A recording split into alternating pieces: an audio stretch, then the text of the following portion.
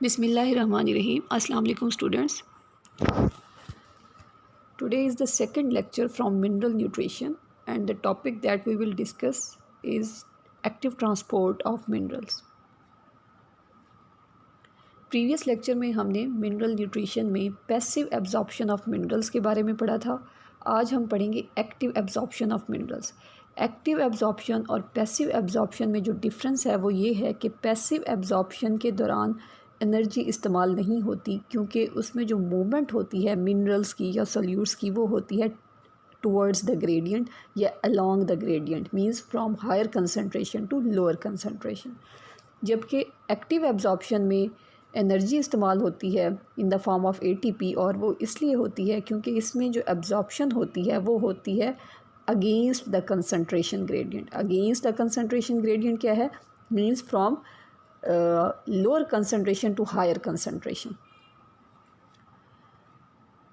The concentration of mineral solutes is much higher in the absorbing cells than outside in most cases. अब ज़्यादातर cases में ये देखा गया है कि जो सेल्स एब्जॉर्ब कर रहे होते हैं मिनरल सॉल्यूट्स को, उन सेल्स में उन्हीं सॉल्यूट्स की पहले भी मिकदार मौजूद होती है। मींस उन सेल्स में सॉल्यूट्स की या उन मिनरल्स की कंसंट्रेशन ज़्यादा होती है अपनी बाहर वाली एनवायरनमेंट या सॉइल सॉल्यूशन से। ज़्यादा होने के बावजूद भी वो अपने बाहर के सॉल्यूशन से वो जो थोड़े मिनरल्स और मौजूद होते हैं उनको भी वो एब्जॉर्ब कर रहे होते हैं। मींस फ्रॉम हायर कंसंट्रेशन वाले जो सेल्स हैं वो लोअर कंसंट्रेशन से एब्जॉर्ब कर रहे होते हैं। इस तरह की जो एब्जॉर्प्शन है या इस तरह की जो अकोमुलेशन है सॉल्यूट्स की, मिनरल्स की, इसे कहते हैं सॉल्यूट एकोमुलेशन। अब सॉल्यूट एकोमुलेशन या साल्ट एकोमुलेशन ये एक सिलेक्टिव प्रोसेस है जिसे हम कहते हैं कि ये एक्टिव एब्जॉर्प्शन में आ जाता है, क्योंकि ये जो एब्जॉर्प्शन हो रही है from lower to higher concentration ये हो रही है अगेंस्ट द कंसंट्रेशन, तो इसमें एनर्जी इस्तेमाल होगी in the form of ATP. सबसे पहले हॉगलैंड ने 1923 में एक्टिव सॉल्यूट एब्जॉर्प्शन की थ्योरी जो है वो पेश की, और इस थ्योरी के मुताबिक the absorption of mineral salts takes place against a concentration gradient. The pumping up of salts is a continuous process and it causes accumulation of ions in cell. कि साल्ट्स की जो पंपिंग होती है या accumulation होती है कि वो रूट सेल्स मुसलसल अपने सेल्स में साल्ट्स को लेते रहते हैं बाहर वाले सॉल्यूशन से, चाहे उनके सेल्स में वो सॉल्यूट्स ज़्यादा कंसंट्रेशन में हैं बनिस्बत साल्ट सॉइल सॉल्यूशन के, फिर भी वो सॉइल सॉल्यूशन से उन सॉल्यूट्स को लेते हैं। तो इस तरह की जो एब्जॉर्प्शन होती है ये एक्टिव एब्जॉर्प्शन में आ जाती है। उसके अलावा The rapid absorption of an anion retards the absorption of another anion. अब जब एक एनाइन जो नेगेटिव आयन होता है उसकी एब्जॉर्प्शन बहुत ज़्यादा हो रही है, रूट सेल्स एक एनाइन को बहुत ज़्यादा एब्जॉर्ब कर रहे हैं, तो एक एनाइन की एब्जॉर्प्शन जो है वो दूसरे एनाइन की एब्जॉर्प्शन को रिटार्ड कर देती है या रोक लेती है। मींस अगर एक नेगेटिव आयन बहुत ज़्यादा एब्जॉर्ब हो गया है रूट सेल में, तो उसके साथ दूसरा जो एनाइन है वो एब्जॉर्ब नहीं होगा, प्रेफरेबली जो केटाइन है, पॉजिटिव आयन है, उसकी एब्जॉर्प्शन को वो प्रोमोट करेगा। ठीक है, मींस एक एनाइन की एब्जॉर्प्शन अगर ज़्यादा हो गई है तो उसके साथ दूसरा एनाइन एब्जॉर्ब नहीं होगा, बल्कि it promotes the absorption of a cation, कि कोई और पॉजिटिव आयन जो है वो एब्जॉर्ब होगा। इसी तरह से अगर एक केटाइन की एब्जॉर्प्शन बहुत ज़्यादा हो रही है, पॉजिटिव आयन की एब्जॉर्प्शन बहुत ज़्यादा हो रही है, तो वो किसी दूसरे केटाइन की एब्जॉर्प्शन को रिटार्ड या इनहिबिट करेगा, रोकेगा, और प्रोमोट किसको करेगा? अगर केटाइन ज़्यादा एब्जॉर्ब हो रहा है तो वो किसी एनाइन की एब्जॉर्प्शन को इंक्रीज़ करेगा।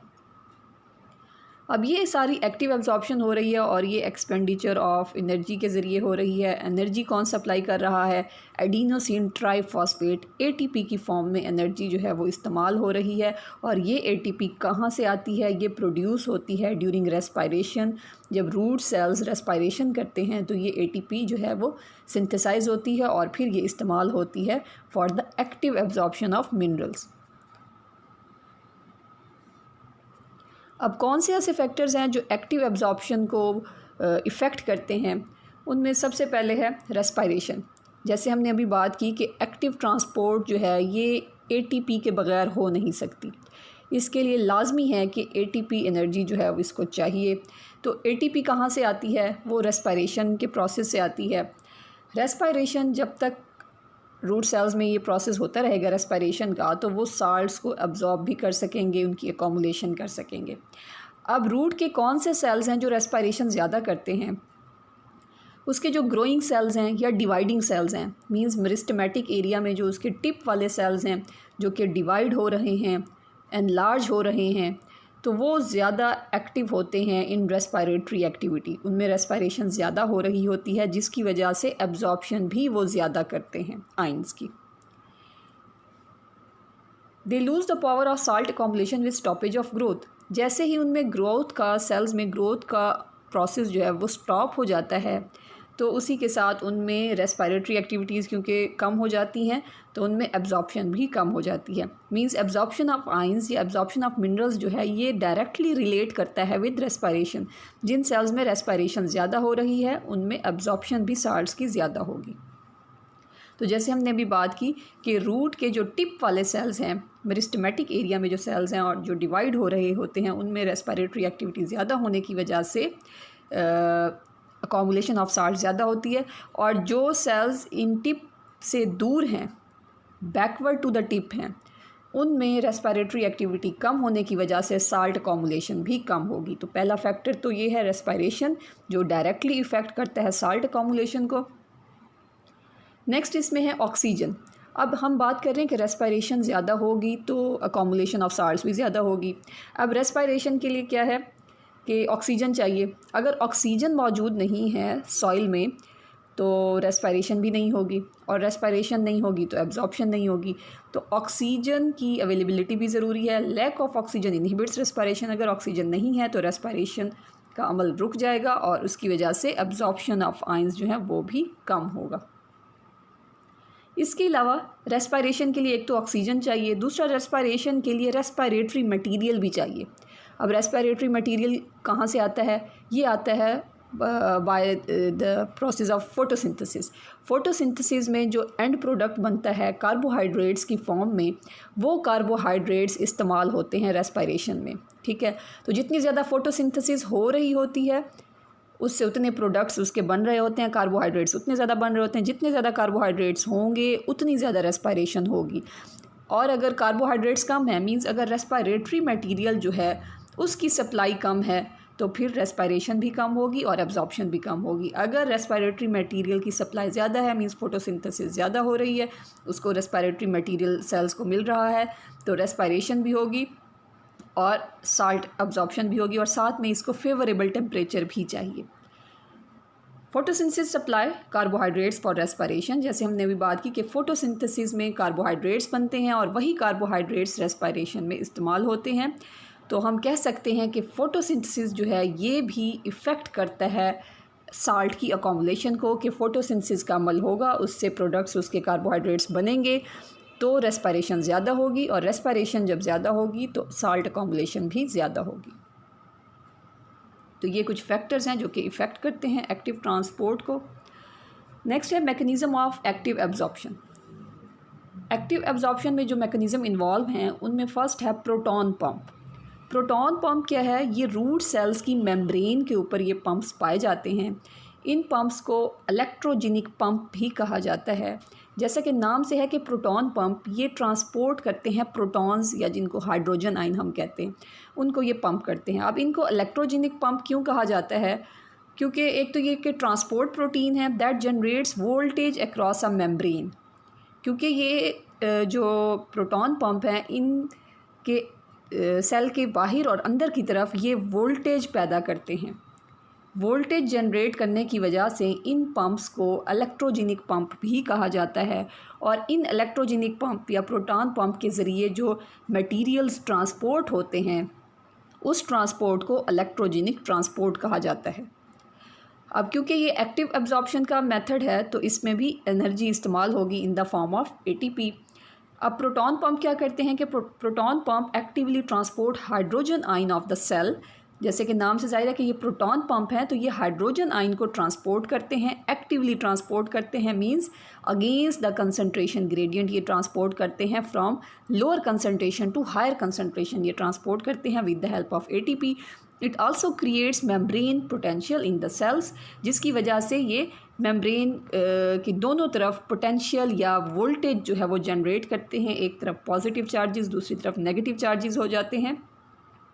This gradient एनफोर्सेस the minerals inside, और इस ग्रेडियंट के डिफरेंस की वजह से, चार्जेस की वजह से मिनरल्स जो हैं वो इनसाइड मूव करते हैं। अब प्रोटॉन पंप की जो वर्किंग है वो किस तरह से होती है, जैसे हमने बात की कि प्रोटॉन पंप एटीपी को इस्तेमाल करते हुए हाइड्रोजन आइंस को पंप करता है आउटसाइड द सेल्स। यहाँ आप डायग्राम में देखें कि ये जो है ये प्लाज्मा मेम्ब्रेन दिखाई गई है, रूट सेल की ये मेम्ब्रेन है, और ये सेल के अंदर का साइटोप्लाज्म है, और ये सेल के बाहर का फ्लूइड है, सॉइल का जो सॉल्यूशन होता है।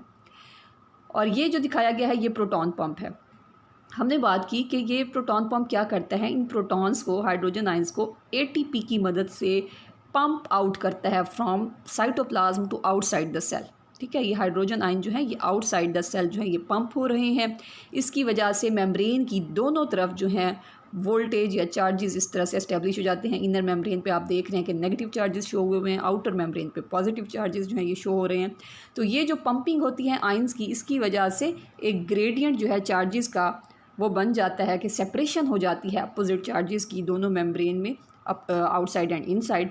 और इस मेम्ब्रेन पोटेंशियल की वजह से मिनरल्स या आइंस जो हैं वो मूव करते हैं from outside of the cell to inside the cell. Next is cotransport. Cotransport means दो चीज़ों का ट्रांसपोर्ट होना। ठीक है, कि बैक वक्त अगर दो चीज़ें ट्रांसपोर्ट हो रही हैं तो वो को ट्रांसपोर्ट में आती हैं। इसको अगर डिफाइन करें, the transport by which a substance indirectly drives the active transport of several other solutes is called को ट्रांसपोर्ट। मीन्स एक सब्सटेंस की ट्रांसपोर्ट या मूवमेंट इस तरीके से हो रही हो कि वो ख़ुद तो ट्रांसपोर्ट हो रहा है और अपने साथ वो इनडायरेक्टली किसी और सॉल्यूट की एक्टिव ट्रांसपोर्ट को भी स्टिमुलेट कर रहा है। मीन्स एक चीज़ के ट्रांसपोर्ट होने से कोई और मिनरल या कोई और आयन भी ट्रांसपोर्ट हो रहा है, तो ये को ट्रांसपोर्ट है। मीन्स बैक वक्त दो चीज़ें जो हैं या दो मिनरल्स वो ट्रांसपोर्ट हो रहे हैं। A substance that is pumped across a membrane has potential energy. It can leak back to the cell. अब कोई एक सब्सटेंस जब मेम्ब्रेन के अक्रॉस पंप करके बाहर जाता है तो उसमें पोटेंशियल एनर्जी होती है। ठीक है, एनर्जी के ज़रिए अगर एक चीज़ सेल के बाहर जा रही है तो वो सेल के अंदर भी वापस आ सकती है, क्योंकि सेल के बाहर वो एक्टिव ट्रांसपोर्ट के ज़रिए इस तरह से जा रही है ना कि from the lower concentration to higher concentration, तो वो हायर से लोअर कंसनट्रेशन में भी दोबारा लीक बैक हो के सेल के अंदर भी वो चीज़ दोबारा आ सकती है। और जब वो दोबारा सेल के अंदर आएगी तो वो एनर्जी को रिलीज़ करेगी। मींस जब वो अगेंस्ट द कंसनट्रेशन ग्रेडियंट वो चीज़ मूव हुई है तो उसने एनर्जी एब्जॉर्ब की है, इस्तेमाल की है। और जब वो ग्रेडियंट के अलोंग करेगी, मींस हायर टू लोअर, दोबारा अपने सेल के अंदर आ जाएगी, तो उस सूरत में जो एनर्जी उसने एब्जॉर्ब की थी वो रिलीज़ कर देगी। अब वो जो एनर्जी उसने रिलीज़ की है वो एनर्जी इस्तेमाल होगी किसी और मिनरल की ट्रांसपोर्ट में। ठीक है, तो कोई और उसके बदले फिर कोई और मिनरल जो है वो या आयन ट्रांसपोर्ट होगा, तो ये ट्रांसपोर्ट जो कि एक मिनरल की वजह से दूसरे मिनरल की ट्रांसपोर्ट हो रही है, ये को ट्रांसपोर्ट में शामिल है। इसमें दो तरह की ट्रांसपोर्ट हो सकती हैं डायरेक्शन के हवाले से, एंटीपोर्ट एंड सिमपोर्ट। एंटीपोर्ट में in this case the two transported molecules moves in opposite direction, कि अगर दो सब्सटेंसेस अपोजिट डायरेक्शन में मूव कर रहे हैं, कि एक substance inside of the cell to outside of the cell जा रहा है और दूसरा substance outside the cell to inside the cell आ रहा है, तो दोनों अपोजिट डायरेक्शन में क्योंकि मूव कर रहे हैं तो ये को ट्रांसपोर्ट कहलाएगी एंटीपोर्ट। सिमपोर्ट क्या है? इन this case two molecules move in the same direction, कि इसमें भी दो मॉलिक्यूल्स की मूवमेंट है लेकिन दोनों मॉलिक्यूल्स अगर सेम डायरेक्शन में मूव कर रहे हैं, मींस या तो दोनों molecules inside the cell to outside the cell जा रहे हैं या दोनों molecules outside the cell to inside the cell जा रहे हैं, डायरेक्शन अगर सेम है दोनों मॉलिक्यूल्स की मूवमेंट की, तो ये को ट्रांसपोर्ट कहलाएगी सिमपोर्ट। यहाँ पर आप देखें कि एक तो दिखाया गया है membrane potential and cation Uptake, कि ये मेम्ब्रेन दिखाई गई है और यहाँ पर ट्रांसपोर्ट प्रोटीन देखें कि ये पोटेंशियल जो है यहाँ पर क्रिएट हुआ है और यहाँ दिखा रहे हैं केटाइंस की मूवमेंट हो रही है। केटाइंस जैसे कि पोटाशियम आइंस हैं are driven into the cell by the membrane potential, कि मेम्ब्रेन पोटेंशियल की वजह से ये मूव कर रहे हैं from outside to inside of the cell. Active transport हो रही है from lower concentration to higher concentration. और नीचे यहाँ देखें को ट्रांसपोर्ट ऑफ एनाइंस दिखाया गया है। को ट्रांसपोर्ट दो सब्सटेंसेस की बैक वक्त मूवमेंट जो होती है, ट्रांसपोर्ट होती है। तो ये जो ट्रांसपोर्ट प्रोटीन है यहाँ पर देखें कि ये protons outside to inside move कर रहे हैं और इसी के साथ ही यहाँ पर आप देखें तो ये नाइट्रेट आइंस NO3 दिखाया गया, ठीक है, ये भी उसी डायरेक्शन में मूव कर रहा है, ठीक है। दोनों ये प्रोटॉन और नाइट्रेट, ये दोनों आइंस जो हैं ये सेम डायरेक्शन में मूव कर रहे हैं। तो ये कौन सी को ट्रांसपोर्ट होगी, ये होगी सिम्पोर्ट, ठीक है। Cell accumulates anions by coupling their transport to the inward diffusion of proton through a cotransporter. तो ये एक को ट्रांसपोर्टर है जो कि बैक वक्त दो आइंस को, पॉजिटिव और नेगेटिव आइंस को इनवर्ड मूव कर रहा है इन द सेम डायरेक्शन। तो ये हमारा आज का लेक्चर था। अल्लाह हाफिज़।